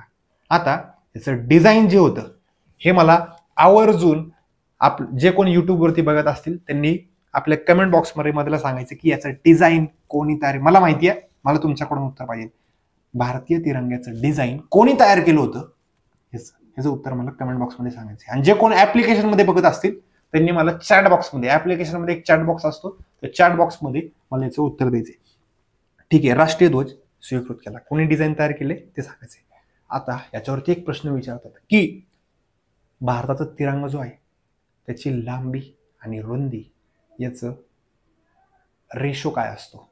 लांबी जी आहे ती 3 असते, 3, आणि रुंदी जी असते ती 2 असते. म्हणजे 3:2 लांबी रुंदी समजा विचारतानाच त्यांनी जर चुकवायचंय म्हणून तुम्हाला असं विचारलं, लांबी आणि रुंदी किती असते? पहिलं काय विचारलं? लांबी विचारली, मग लांबी 3/2 असं उत्तर लिहिणार तुम्ही त्यावेळेस. आणि समजा उलट विचारलं, रुंदी लांबीचं गुणोत्तर किती असते? आता उलट विचारलं ना, मग रुंदी लिहायला लागेल पहिलं. रुंदी किती लिहिणार? 2x3. शक्यतो असंच विचारलं जातं, पण फसवायचं म्हणून असं पण विचारलं जाऊ शकतं. पण 2x3 लिहायचं का 3x2 लिहायचं? इथं कन्फ्युजन नाही झालं पाहिजे. लांबी लांब असते, लांबीच्या ठिकाणी लांबचा आकडा ठेवायचा म्हणजे 3 ठेवायचा. एवढं तर कळलं पाहिजे ना. लांबी लांब असते म्हणजेच मोठा आकडा ठेवायचा, म्हणजेच 3 ठेवायचा. तिथं लांबी जिथं आली, लांबी स्टार्टला आली तर 3 पहिला घ्यायचा, लांबी एंडला आली तर 3 शेवटी घ्यायचा. पाठांतराचा पाठ काहीच नाही त्याच्यात. ठीक आहे, म्हणजे 3च्या पटीत असणार आणि 2च्या पटीत असणार. बरोबर. जर मी समजा 300 मीटरची लांबी तयार केली असेल तर रुंदी किती बनणार? 200 मीटरची रुंदी बनणार. पटीत असणार ते, 2च्या पटीत आणि 3च्या पटीत तो आकडा असतो. तो रेशो 3:2 हा विचारतात पोलीस भरतीला, लक्षात ठेवायचे. ठीक आहे. 24 जानेवारी 1950 रोजी घटना समितीने राष्ट्रगीत स्वीकृत केले. काय केलं? राष्ट्रगीत स्वीकृत केले. कधी केलं? 24 जानेवारी 1950. 24 जानेवारी 1950 ला राष्ट्र राष्ट्र राष्ट्र राष्ट्र राष्ट्र राष्ट्र राष्ट्र राष्ट्र किती वेळा म्हणतं सर राष्ट्र? तर राष्ट्र शब्द लक्षात ठेवायचा 24 जानेवारीला. का म्हटलं ते स्लाइड संपल्यावर तुम्हाला कळलं. राष्ट्र इतके वेळा का म्हटलं मी. ठीक आहे. राष्ट्रगीत स्वीकृत केलं. राष्ट्रगीत कोणी लिहिलं रे आपलं? येईल का सांगता? चला मी सांगतो, याचं उत्तर मी सांगतो. रवींद्रनाथ टागोर यांनी लिहिलेलं आहे. भारताचं राष्ट्रगीत कोणी लिहिलेलं आहे? रवींद्रनाथ टागोर यांनी. आणि अमार सोनार बांगला हे राष्ट्रगीत जे आहे हे बांगलादेशचे, हे पण कोणी लिहिलेलं आहे? रवींद्रनाथ टागोर. जगामध्ये एकमेव असा व्यक्ती आहे ज्या व्यक्तीने 2 देशांचे राष्ट्रगीत लिहिलेले आहेत. ते म्हणजेच कोण? रवींद्रनाथ टागोर. राष्ट्रगीत जे आहे ना, ते राष्ट्रगीत एकूण 5 कडव्यांचं आहे. म्हणजे एक कविता आहे ऍक्च्युली. गीतांजली या पुस्तकात त्यांनी कविता लिहिलेली. ती कविता एकूण 5 कडव्यांची आहे. आणि त्या 5 कडव्यातली पहिलं कडवं जे ते म्हणजे आपलं राष्ट्रगीत आहे. कुठलं पुस्तक सांगितलं? गीतांजली. कोणाचं आहे? रवींद्रनाथ टागोर. या गीतांजलीसाठी त्यांना साहित्याचा नोबेल पुरस्कार भेटला होता. नोबेल पुरस्कार प्राप्त करणारे पहिले भारतीय कोण? रवींद्रनाथ टागोर. लक्षात ठेवा. बघा मी त्या फोटो पण टाकलेले, गीतांजली पुस्तक, त्याच्यावर त्यांचा फोटो सुद्धा आहे रवींद्रनाथ टागोर यांचा. आणि लेखक पण तेच आहेत, त्यांचं नाव पण खाली लिहिलेलं आहे. काय काय प्रश्न विचारतात सगळे प्रश्न मी इथे एक्सप्लेन केले. परत एकदा एक्सप्लेन करतो मी. राष्ट्रगीत, भारताचं राष्ट्रगीत कधी स्वीकृत केलं? 24 जानेवारी 1950 ला. राष्ट्रगीत कोणी लिहिलं? रवींद्रनाथ टागोर यांनी लिहिलं. भारताचं राष्ट्रगीत जे आहे ते कुठल्या पुस्तकातून घेतलं? गीतांजली या पुस्तकातून घेतलं. गीतांजली या पुस्तकाचे लेखक कोण? रवींद्रनाथ टागोर. रवींद्रनाथ टागोर. बरं, नोबेल पुरस्कार मिळवणारे पहिले भारतीय व्यक्ती कोण? रवींद्रनाथ टागोर. लक्षात ठेवायचे. एवढे सगळे प्रश्न पोलीस भरतीलाच विचारलेले आहेत. मी काय मानण्याचे सांगत नाहीयेत. जिने कोणी ज्या कुठल्या विद्यार्थ्यांनी प्रश्न वाचलेले असतील त्यांना कळत असेल व्यवस्थित की मी काय सांगत आहे. आणि जे कोण नवीन विद्यार्थी असतील त्यांनी एक मोठा भाऊ म्हणून विश्वास ठेवा बिंदास. जे काय सांगतोय ते व्यवस्थित लक्षपूर्वक ऐका. जिथं लक्षात ठेवायचे तिथं सांगत असतो मी, लक्षात ठेवायचे. काही लोड नाही घेतला तरी चालेल. एक्सप्लेनेशनची व्हिडिओ फक्त निवांत पिक्चर बघितल्यासारखे पिक्चर बघा. असं समजा की हे पिक्चर चालले, भारतीय राज्यघटनेचा पिक्चर चालू आहे, तो पिक्चर बघायचा आहे मला. आणि जो रिव्हिजन व्हिडिओ बनवतो ना, ज्याचाच रिव्हिजन व्हिडिओ नंतर येईल, तो रिव्हिजन व्हिडिओ परीक्षेच्या दृष्टिकोनातून असणार आहे. तिथं एक्सप्लेनेशन नसणार आहे. तिथं काय पाठ करायचं ना ते सविस्तर मी तुम्हाला सांगणार. काय सोडून द्यायचं ना हे पण सविस्तर सांगणार. ठीक आहे. 24 जानेवारी 1950 ला राष्ट्रगान स्वीकृत केले. सर आम्हाला फसवता या तुम्ही. राष्ट्रगीतला समानार्थी शब्द असतो राष्ट्रगान. असतो रे मित्रांनो, पण भारतासाठी राष्ट्रगीत म्हटलं की जनगणमन. काय? जनगणमन. आणि राष्ट्रगान म्हटलं की वंदे मातरम. वंदे मातरम. वंदे मातरम कोणी लिहिलं? बंकिमचंद्र चटर्जी. कोणी लिहिलेले? बंकिमचंद्र चटर्जी. कुठल्या पुस्तकात लिहिलं? आनंदमठ. आनंदमठ या पुस्तकामध्ये राष्ट्रगान म्हणजेच वंदे मातरम लिहिलेलं होतं. त्या पुस्तकातून आपण घेतलेलं आहे. हा पण प्रश्न पोलीस भरतीला विचारलेला आहे. वंदे मातरमचे लेखक कोण किंवा कोणी लिहिलेलं आहे, तर बंकिमचंद्र चटर्जी. आणि कुठल्या पुस्तकात लिहिलेलं आहे? आनंद मठ या पुस्तकात लिहिलेलं आहे. हे पण प्रश्न पोलीस भरतीला विचारतात. ऍक्च्युली तो इथला पार्ट नाहीये, त्यामुळे मी तो इथे ऍड केला नाही, पण सांगताना तर मी तुम्हाला सांगत आहे. पुढं 24 जानेवारी 1950ला डॉक्टर राजेंद्र प्रसाद यांना भारताचे पहिले राष्ट्रपती म्हणून शपथ देण्यात आली. भारताचे पहिले राष्ट्रपती कोण? राजेंद्र प्रसाद. भारताचे पहिले उपराष्ट्रपती कोण? सर्वपल्ली राधाकृष्ण. आता मी मागाशी राष्ट्र राष्ट्र राष्ट्र राष्ट्र राष्ट्र असं काहीतरी बोलत होतो ना, मग ते काय बोलत होतो? 24 जानेवारी 1950 या एकाच दिवशी 4 राष्ट्र लक्षात ठेवायला लागतात. राष्ट्रगीत स्वीकारलं, राष्ट्रगान स्वीकारलं, राष्ट्रपतींना शपथ दिली आणि उपराष्ट्रपतींना शपथ दिली. 4 पॉईंट सांगितले: राष्ट्रगीत, राष्ट्रगान, राष्ट्रपती, उपराष्ट्रपती. 4 वेळा राष्ट्र शब्द बोलला मी 24 जानेवारी 1950ला. उपराष्ट्रपती यांचा पॉईंट मी खाली ऍड केलेला नाहीये, पण तो पण पॉईंट त्याच्यामध्येच आहे. ठीक आहे, आता पुढचा पॉईंट बघूयात. पुढचा पॉईंट येतोय आपला तो घटना समिती संबंधी विशेष हा पॉईंट येतोय. आता विशेष म्हणजेच काय? आता संविधान तयार झालं समजा, आता ते 1946ला तयार करायला सुरुवात केली आणि 50ला तयार केलं. 50ला तयार झालं, पण या दरम्यान 46 ते 50च्या दरम्यान ज्या काय महत्वाच्या घटना होत्या त्या पॉईंट किंवा त्या घटना आपल्याला या ठिकाणी या पॉईंटमध्ये बघायला लागतात. आता त्यातला पहिला पॉईंट, घटना तयार करायला ऍक्च्युअल मध्ये किती वेळ लागला? तर 2 वर्ष 11 महिने 18 दिवस हा पॉईंट विचारलेला आहे. किती वेळ लागला? 2 वर्ष 11 महिने 18 दिवस इतका वेळ लागला घटना तयार करण्यासाठी, म्हणजे नियम तयार करण्यासाठी. ते तुमचं उदाहरण लक्षात ठेवा, घरातले नियम तयार करायचे, तास भरता जाईल ना नियम ठरवायला, 1 तास 1.5 तास. तुमच्या घरातली जॉईंट फॅमिली असेल वगैरे, तर सेम तसंच भारत एवढा मोठा देश आहे, तो कसा चालवायचा, त्याचे नियम तयार करायचे, वेळ तर लागणार ना. मग 2 वर्ष 11 महिने 18 दिवस इतका वेळ लागला. ठीक आहे, पुढचा पॉईंट, या कालखंडात घटना समितीचे एकूण 11 सत्रे म्हणजे 11 बैठका पार पडल्या. किती बैठका पार पडल्या? 11. म्हणजे पहिली बैठक आपण काय पाहिली? 9 डिसेंबर 1946ला पहिली बैठक पार पडली. अशा एकूण किती बैठका झाल्या? 11 बैठका झाल्या.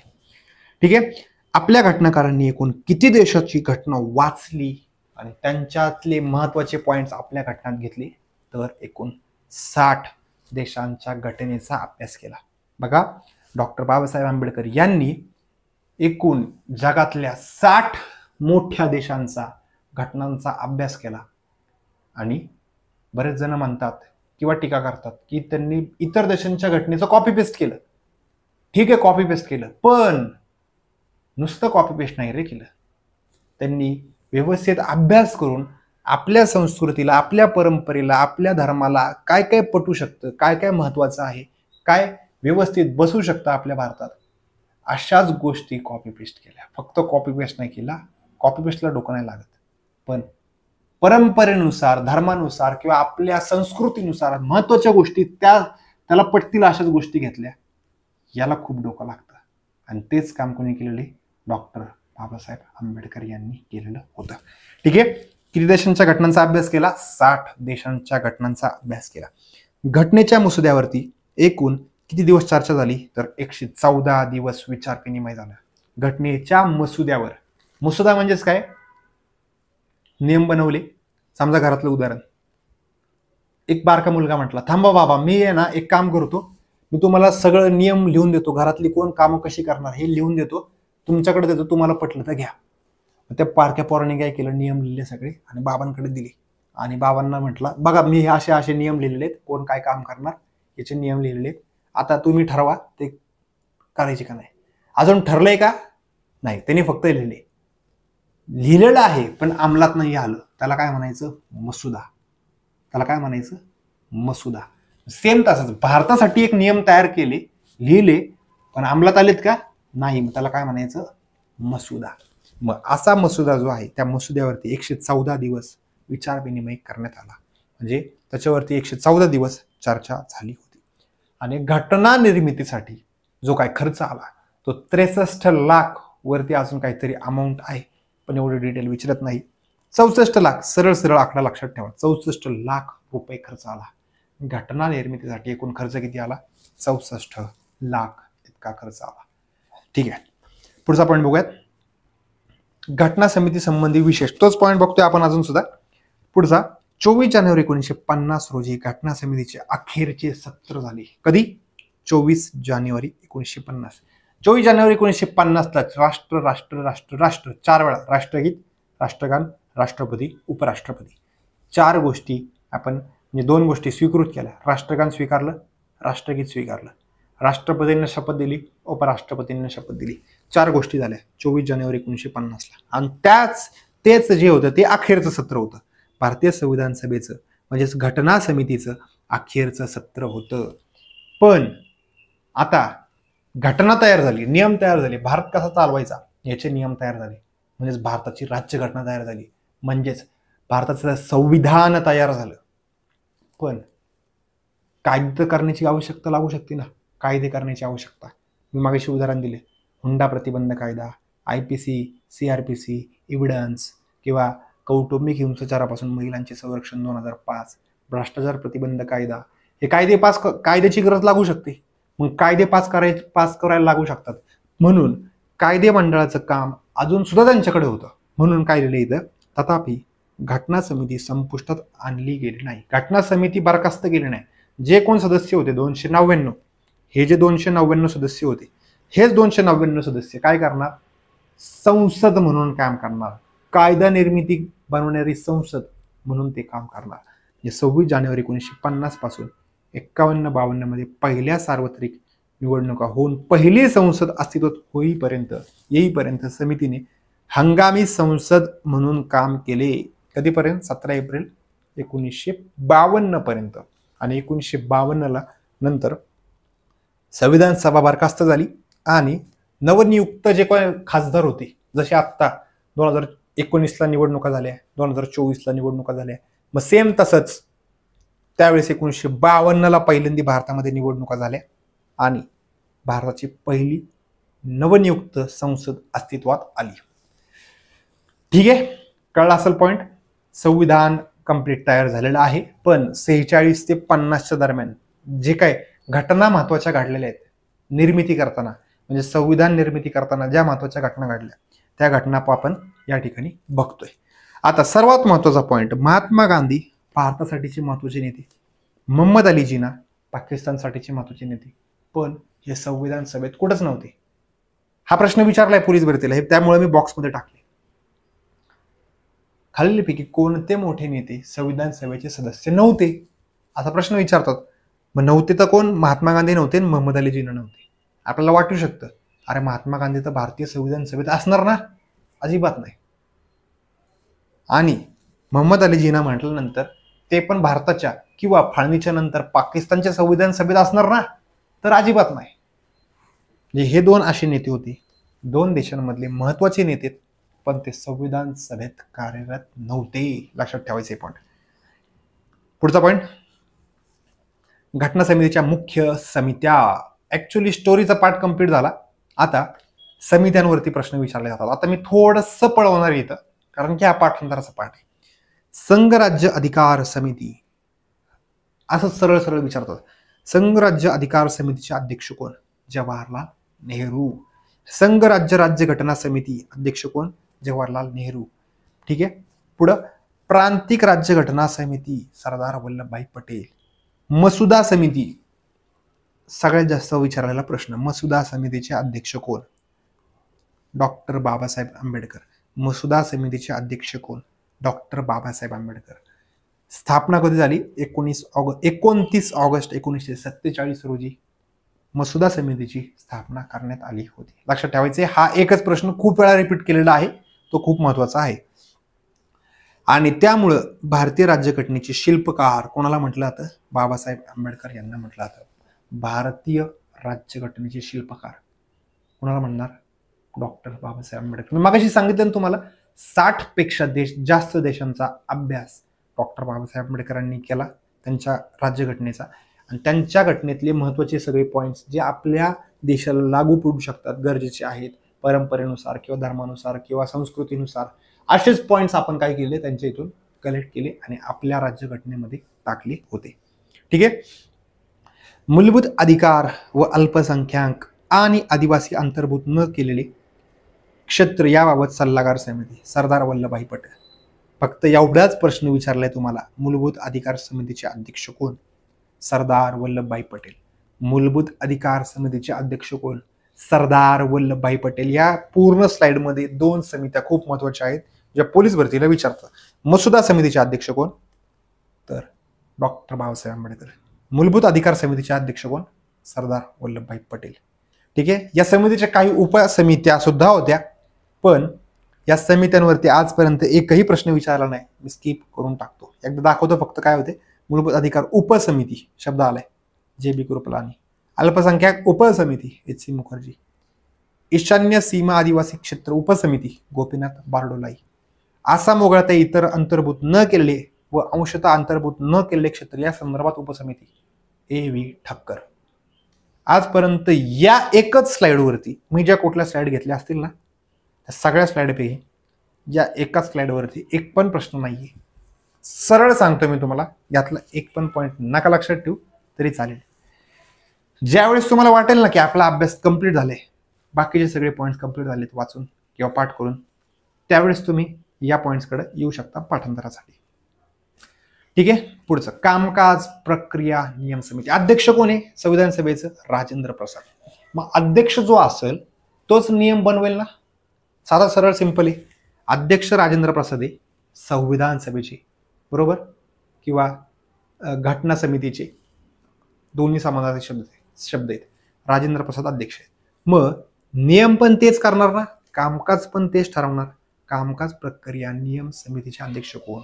राजेंद्र प्रसाद. ठीक आहे. संस्थाने समिती, संस्थानांबरोबर वाटाघाटी करण्यासाठी बघा संस्थानांसाठी एक समिती स्थापन केली होती की ते भारतामध्ये यावीत म्हणून वगैरे त्यांच्याबरोबर वाटाघाटी करायची होती. त्याच्यासाठी अध्यक्ष कोण होते? जवाहरलाल नेहरू हे अध्यक्ष होते. सुकाणू समिती, ऍक्च्युअली कामकाज प्रक्रिया नियम समिती आणि सुकाणू समिती एकच पॉईंट आहे. तो वेगवेगळ्या पुस्तकात वेगवेगळी हेडिंग म्हणजे ट्रान्सलेशनचा फरक आहे फक्त तो. इथं पण अर्थ तोच आहे. नियम करण्याचा अधिकार कोणाला आहे? राजेंद्र प्रसाद. म्हणून सुकाणू समितीचे अध्यक्ष पण कोण आहेत? राजेंद्र प्रसाद. समित्यांचा पार्ट जो आहे ना तोच फक्त थोडासा पाठांतर आहे, त्याच्यात स्टोरी टेलिंग काहीच नाही. त्यामुळे मी थोडासा पळवला होता. शेवटपर्यंत व्हिडिओ बघायचा आहे. कितीचा 1 तासाच्या पुढे व्हिडिओ केलेला आहे. किती का वेळ व्हायना व्हिडिओ, शेवटपर्यंत व्हिडिओ हा बघायचा आहे. पुढच्या सगळ्या व्हिडिओंचा बेस व्हिडिओ जो कुठला असेल तर हा व्हिडिओ त्या पुढच्या सगळ्या व्हिडिओंचा बेस आहे. तुम्हाला असं वाटत जरी असलं की सर जेवढा डेटा सांगतायत तेवढा डेटा पाठ करायचा आहे का, तर अजिबात नाही पाठ करायचा. रिव्हिजनच्या व्हिडिओत ऍक्च्युअली मी सांगेल तुम्हाला की काय पाठ करायचं आहे, काय सोडून द्यायचं आहे. हे रिव्हिजनच्या व्हिडिओत मी 100% तुम्हाला सांगतो. पुढं घटना समितीच्या सर्व समित्यांमध्ये सर्वात महत्वाची समिती मसुदा समिती. मसुदा म्हणजेच ड्राफ्टिंग कमिटी. मी थोडक्यात सांगतो यांचं काय काम होतं. या समितीमध्ये एकूण 7 सदस्य होते आणि अध्यक्ष होते डॉक्टर बाबासाहेब आंबेडकर हे त्याचे अध्यक्ष होते. ड्राफ्टिंग कमिटी, मसुदा समिती. मगाशी मी तुम्हाला सांगितलं घरामध्ये जर नियम बनवायला जर बसलो असेल आपण सगळे, एक मुलगा येतो आणि तो म्हणतो की बाबा मी सगळे काय करतो आता नियम बनवतो आणि तुम्हाला देतो, तुम्हाला पटते का ते बघा, बरोबर. मग सेम तसंच आपल्या संविधान सभेत एकूण 299 सदस्य आहेत. हे सदस्य काय करणार आहेत? ठरवणार आहेत की संविधान सभेमध्ये काय म्हणजे काय नियम बनवायचे आहेत काय नाही. हे कोण बनवणार आहे? 299. पण हे बनवायच्या अगोदर एखादा नियम पहिल्यांदा कोण बनवत आहेत? हे 7 सदस्य बनवत आहेत. 7 सदस्य म्हणजे कोण? मसुदा समिती बनवत आहे. म्हणजे एकूण 60 देशांचा अभ्यास या मसुदा समितीने केला, म्हणजे डॉक्टर बाबासाहेब आंबेडकर यांनी केला. त्यातले महत्वाचे पॉईंट सगळे आपण इथं घेतले. आपल्या मसुद्यामध्ये मसुदा तयार केला, एक कच्चं काम तयार केलं आणि हे कच्चं काम पेपरवर जे काही लिहिलं ते पेपर 299 लोकांसमोर मांडले. मग त्यांनी त्याच्यावरती चर्चा केली, मतदान केलं आणि ते नियम त्याच्यामध्ये फायनल केले. म्हणजे सगळ्यात पहिलं काम, घटना निर्मितीचं पहिलं काम कुणाचं झालं सुरू? मसुदा समितीचं. सदस्य किती होते? 7. अध्यक्ष कोण होते? डॉक्टर बाबासाहेब आंबेडकर. याची स्थापना कधी झाली? 29 ऑगस्ट 1947ला मसुदा समितीची स्थापना करण्यात आली होती. ठीक आहे. पुढे नवीन राज्यघटना बनवण्याचे काम या समितीकडे सोपवण्यात आले होते. म्हणजेच पहिल्यांदा मसुदा तयार करायचा, मग 299 लोकांकडे ते पाठवायचं आणि तिथं चर्चा करायची, तिथं मतदान करायचं आणि मग फायनली राज्यघटना तयार करायची. मसुदा समितीने घटनेच्या मसुद्यावरती एकूण 141 दिवस काम केले. किती दिवस काम केलं? 141 दिवस काम केलं. पुढचा पॉईंट, यामध्ये पुढील 7 सदस्य होते. मी हे पोलीस भरतीला विचारलं जायला लागल्या. 2023च्या पोलीस भरतीमध्ये बऱ्याच ठिकाणी दिसले मला, 21च्या पोलीस भरतीमध्ये पण बऱ्याच ठिकाणी दिसले की मसुदा समितीमधील खालीलपैकी कुठला सदस्य होता किंवा नव्हता असा प्रश्न विचारतात. म्हणजे 7च्या 7 सदस्य पाठ असले पाहिजे. मग कोण कोण होतं? पहिलं, मसुदा समितीचे अध्यक्ष कोण? डॉक्टर बाबासाहेब आंबेडकर. हे तर पाठच असलं पाहिजे. मग बाकीचे 6 पाठ करायचे. मग 6 कोण कोण आहेत? एन गोपाल स्वामी अय्यंगार, अल्लादई कृष्णस्वामी अय्यर, डॉक्टर के एम मुंशी, सईद मोहम्मद सादुल्ला, एन माधवराव आणि टी कृष्णम्माचारी. हे 7 सदस्य होते. आता यातल्या 2 सदस्यांचा पॉईंट कसा आहे बघा. BL मित्तर स्टार्टिंगला होते, त्यांनी राजीनामा दिला, त्यांच्या जागी कुणाला घेतलं? माधवराव. मित्तरमध्ये पण एम आहे आणि माधवराव मध्ये पण एम आहे. MM लिंक व्हायला सोपं. आणि DP खेतान आधी ऑलरेडी होते, पण DP खेतान यांचा मृत्यू झाला आणि त्यांच्या जागेवरती कुणाला घेतलं? TT कृष्णम्माचारी यांना घेतलं. ठीक आहे, लक्षात ठेवायचं या पॉईंट. DP खेतान यांचा मृत्यू झाला आणि TT कृष्णम्माचारी यांना घेतलं. आता लक्षात कसं ठेवायचं सर? तर मी लक्षात ठेवताना अय्यंगार हे समानार्थी म्हणजे थोडेसे जवळचे वाटतात. अय्यंगार सादुल्ला मुंशी, अय्यंगार सादुल्ला मुंशी. आंबेडकर तर पाठच आहेत आपल्याला, अध्यक्षच आहेत ते. मसुदा समितीचे अध्यक्ष कोण? डॉक्टर बाबासाहेब आंबेडकर. त्यामुळेच त्यांना भारतीय राज्यघटनेचे शिल्पकार असे म्हटलं जातं बघा. ठीक आहे. एन माधवराव आणि TT कृष्णम्माचारी हे फक्त एक्स्ट्रा पाठ करायला लागतात. लक्षात ठेवायलाच लागणार आहे, काय ऑप्शनच नाहीये, कारण की ठेवायलाच लागणार आहे. बऱ्याच वेळा पोलीस भरतीला याच्यावरती प्रश्न विचारले जातात की मसुदा समितीमध्ये खालीलपैकी कोण सदस्य होतं किंवा खालीलपैकी कोण सदस्य नव्हतं. त्यामुळे पाठ झालं पाहिजे. ठीक आहे. मसुदा समितीचे अध्यक्ष डॉक्टर बाबासाहेब आंबेडकर, BR आंबेडकर लिहिलेलं आहे मी या ठिकाणी. पुढचा पॉईंट, राज्यघटनेचा कायदा. आता समजा मसुदा समितीने सगळं मसुदा तयार केला, सगळे नियम तयार केले. आता ते 299 म्हणजे मसुदा समितीमध्ये एकूण किती सदस्य होते? 7. या 7 सदस्यांनी एक पेपर तयार केलं. त्या पेपरवरती नियम सगळे लिहिले आहेत भारताचे, म्हणजेच घटना लिहिलेली आहे, म्हणजेच मसुदा येतो थोडक्यात. आता हा मसुदा जो आहे तो कुठे मांडला? संविधान सभेत म्हणजेच घटना समितीमध्ये मांडला. या 299 सदस्यांच्या समोर मांडला. आता ते ऍक्च्युली काय करणार आहेत? तिथं चर्चा करणार आहेत, तिथं चर्चा करणार, मतदान करणार आणि तो कायदा बनवणार. म्हणजेच घटनाचा अंमल झाला, त्या मसुद्याचा अंमल झाला म्हणजेच तिथं काय झाला? तो कायदा पास झाला. म्हणजे निवडणूक ज्यावेळेस मतदान करणार ना ते 299 सदस्य त्याच्यावरती आणि बहुमत घेणार, त्यावेळेस त्या मसुद्याचा कायद्यात रूपांतर होणार, म्हणजेच त्याची अंमलबजावणी होणार. काय होणार? अंमलबजावणी. ठीक आहे. मग आता BR आंबेडकर यांनी 4 नोव्हेंबर 1948 रोजी राज्यघटनेचा अंतिम मसुदा समितीला सादर केला, म्हणजेच या 299 सदस्यांना सादर केला. आता 4 नोव्हेंबर 1948 ते 9 नोव्हेंबर 1948 पर्यंत एकूण 5 दिवस त्यावरती घटना समितीने सर्वसाधारण चर्चा केली.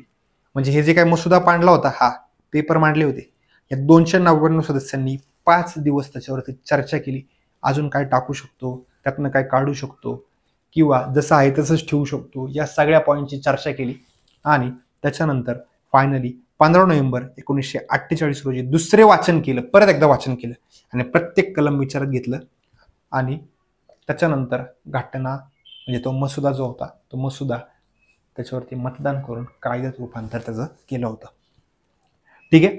आता पुढचा पॉईंट, त्याच्यातलाच पुढचा पॉईंट, 3 पॉईंट झाले, 14 पॉईंट. 14 नोव्हेंबर 1949 रोजी मसुद्याचे तिसरं वाचन, पहिलं वाचन, दुसरं वाचन, तिसरं वाचन, असे 3 वाचन झाले. 3 वाचन झाल्याच्या नंतर 26 नोव्हेंबर 1949, मी जेवढं काय सांगितलं ना रे आतापर्यंत, काय लक्षात ठेवायचं ते सांगतो एकदा बघा. या सगळ्या पॉइंटमध्ये एक पण पॉइंट लक्षात नाही ठेवायचा, एक पण नाही विचारणार पण नाही. पण इथला हा पहिलाच पॉइंट जो आहे हा खूप महत्वाचा आहे. हा 26 नोव्हेंबर 1949 रोजी राज्यघटनेच्या मसुद्याचा ठराव संमत करण्यात आला. राज्यघटनेच्या मसुद्याचा ठराव संमत म्हणजे त्याच्यावरती मतदान केलं 299 लोकांनी आणि तो कायद्यामध्ये रूपांतर केलं, म्हणजे ऍक्च्युली अंमलबजावणी झाली त्या ठिकाणी. कधी? 26 नोव्हेंबर 1949 ठराव. म्हणजेच काय केलं रे, शब्द फिरून फिरून विचारतात. राज्यघटना स्वीकारली, राज्यघटना स्वीकृत केली, राज्यघटना स्वतः प्रत अर्पण केली, यातलं काही विचारू द्यात, तारीख एकच येणार 26 नोव्हेंबर 1949. काय येणार? 26 नोव्हेंबर 1949 ही एकच तारीख खूप महत्वाची आहे सगळ्या तारखांच्या, अलीकडच्या सगळ्या तारखांपैकी. याच्यावरतीच खूप वेळा प्रश्न विचारला. मग 299 सदस्यांपैकी 284 सदस्य तिथं उपस्थित होते आणि त्यांनी राज्यघटनेवरती सह्या केल्या. राज्यघटनेवरती सह्या किती लोकांच्या पाहिजे होत्या? 299 लोकांच्या पाहिजे होत्या. पण ऍक्च्युअल मध्ये सह्या किती आहेत? 284 लोकांच्या सह्या आहेत, म्हणजे सदस्यांच्या सह्या वरती आहेत. ठीक आहे. 26 नोव्हेंबर 1949 रोजी काही तरतुदी लागू झाल्या. 26 नोव्हेंबरला जसं की नागरिकत्व, राष्ट्रपतीची सही वगैरे असे काही महत्वाच्या कलम होती जी लगेच ऑन द स्पॉट त्याच दिवशी म्हणजे 26 नोव्हेंबर 1949 रोजीच लागू केल्या होत्या. ठीक आहे. पूर्ण राज्यघटना जी आहे ती कधी लागू झाली? 26 जानेवारी 1950. 2 तारखा इतक्या वेळा पोलीस भरतीला विचारतात, इतक्या वेळा. राज्यघटना स्वीकृत कधी केली? 26 नोव्हेंबर 1949. भारतीय राज्यघटनेचा अंमलबजावणी कधी झाली? 26 जानेवारी 1950. 2 तारखा खूप महत्वाच्या. एकाला अंमलबजावणी शब्द वापरला जातो आणि दुसऱ्याला स्वीकारले, स्वीकृत केले, स्वतः प्रत अर्पण केले. या तिन्हीपैकी कुठलाही शब्द वापरू द्यात, आपल्याला काय उत्तर लिहायचंय? 26 नोव्हेंबर 1950. आणि अंमलबजावणी म्हटलं तर 26 जानेवारी 1950 असं उत्तर लिहिणार आहे आपण. ठीक आहे. आपण एकदम शेवटच्या टप्प्यात आलेलो आहे आपलं. आता भारत स्वतंत्र झाला होता 1947ला. 15 ऑगस्ट 1947ला भारत स्वतंत्र झाला. त्यावेळेस भारताचं जे पहिलं मंत्रिमंडळ होतं त्या पहिल्या मंत्रिमंडळामध्ये एकूण 14 मंत्री होते. इथं फोटोत मोजून नका बघू, मोजले तर 14 पेक्षा एक्स्ट्रा आहेत तिथं. सगळे मंत्री नाही ते, फोटो मंत्रिमंडळाचाच आहे पण त्याच्यामध्ये एक्स्ट्रा नेते जे कोण होते 14च्या बाहेरचे ते म्हणजे वरिष्ठ नेते वगैरे असतील ते पण फोटोत बसलेले आहेत. त्यामुळे फोटो 14 पेक्षा जास्त दिसतात आपल्याला सदस्य, पण पहिल्या मंत्रिमंडळाचाच फोटो आहे तो. आणि पहिल्या मंत्रिमंडळात एकूण 14 सदस्य होते. आता हे 14 पाठ करायचे का सर? 14 तुम्हाला फक्त दाखवतो, पाठ फक्त 3च करा आणि तेच 3 तुम्हाला विचारणार आहेत. आणि आजपर्यंत त्याच 3 वर प्रश्न विचारले. 14चे 14 मंत्री मी या ठिकाणी दिलेत. त्यातला 3 लक्षात ठेवायचे फक्त. भारताचे गृहमंत्री कोण होते? सरदार वल्लभभाई पटेल. भारताचे पहिले उपपंतप्रधान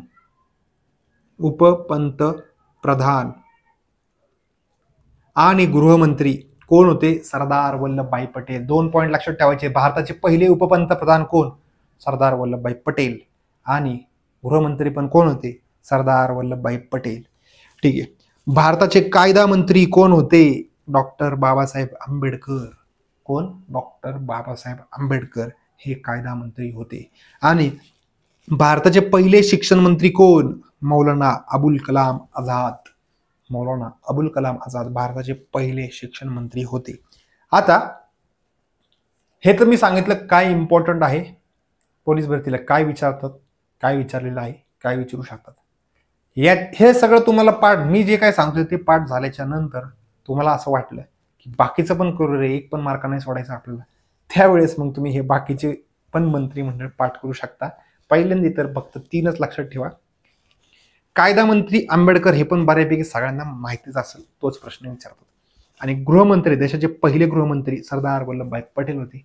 भारताचे पहिले उपपंतप्रधान सुद्धा सरदार वल्लभभाई पटेल हेच होते. ठीक आहे.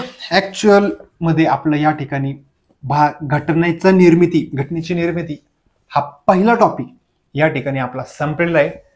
पहिले भारतीय राज्यघटनेची पहिले स्टार्टिंगचे काही लेक्चर जे आहेत ना, ते आपले युट्यूब चॅनलवरती म्हणजेच टार्गेट पोलीस भरती 2024 या युट्यूब चॅनलवरती पण येणार आहेत. आणि एक्सलन्स MPSC योगेश लार या ऍप्लिकेशनमध्ये सुद्धा येणार आहे. आणि काही डेमो लेक्चर संपल्याच्या नंतर युट्यूबवरती हे लेक्चर्स येणार नाहीत, सगळे येणार नाहीत. म्हणजे जर आपण 50 व्हिडिओ बनवत असेल ना, 7 किंवा 8च व्हिडिओ फक्त या युट्यूबवरती येतील. बाकीचे सर्व व्हिडिओ तुम्हाला एक्सलन्स MPSC योगेश शेलार या ॲपवरतीच भेटणार आहे.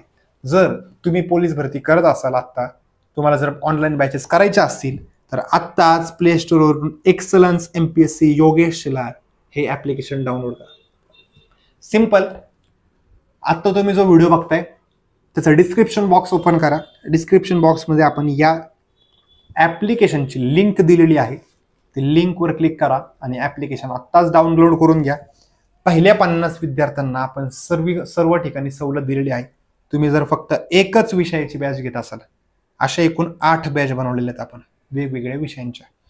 एकच विषयाची बॅच घेत असाल तर त्या एका विषयाला तुम्हाला फी आहे 650.